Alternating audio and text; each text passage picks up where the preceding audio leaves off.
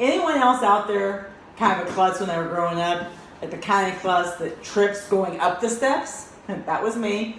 My mom named me Grace because of my lack of grace. I carried that into my adulthood and my motherhood, unfortunately. I can remember mopping the kitchen floor one weekend, waiting for my in-laws to come, and I slipped and fell on the floor, which resulted in an emergency room visit. Stitches, permanent nerve damage. There's a story. A few years later, catch a bad hop off of a baseball for my kids. Busted my lip wide open. Too embarrassed to go to the doctor. Yeah, infection sets in. Have to go to the doctor. Too late for stitches. Got the infection taken care of though. Kind of bumps and bruises, black eyes along the way. Finally sought medical attention one time for some severe neck pain I was very concerned about. And the doctor assured me after a car wreck it was very natural to have whiplash, and that with care and time it would take care of itself and it would be okay. I didn't have the courage to tell him I had never been in a car accident. I had been slammed against the wall and punched. The scar I see every day when I put on makeup on my forehead was from having my head beaten the kitchen table multiple times.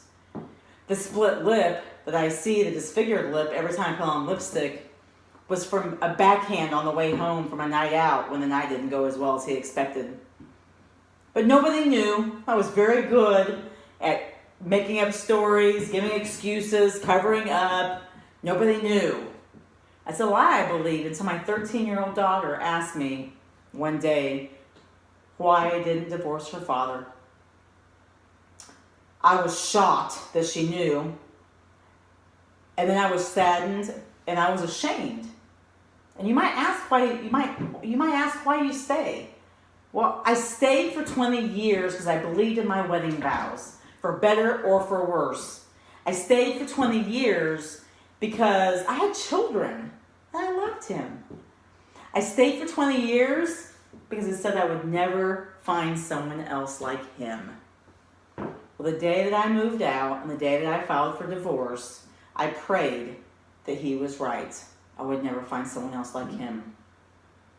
11 years later, I am doing spectacular, paying my own bills, going my own way. I'm doing great. That's another lie I believed as well. Last February, I was coming home from IMC, and I was listening to the flight attendant with their safety speech, which nobody ever listens to, right? And God made me focus. And she's talking about the oxygen mask when it drops down. And that no matter who is with you, loved ones or otherwise, you have to put that oxygen mask on yourself first. Take care of yourself first. And I knew right then and there it's God's been trying to tell me. You see, I had lost faith in everything. Men, myself, and my God. I had lost faith in it all. And I knew at that moment that I had spent my entire adult life taking care of others, letting them take from me, and never getting anything back. I had lost my air.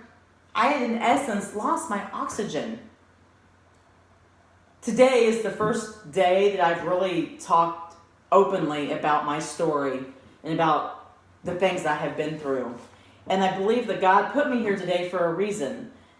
The same way I believe that he had me listen to that flight attendant that day is because somebody out there, like myself, is not putting themselves first. They're letting other people suck their oxygen out of them. And God has a greater purpose for you, for me, for all of us. So today is the one thing I want to tell you is don't lose your oxygen. God has a greater purpose for you. Do what you need to do for yourself.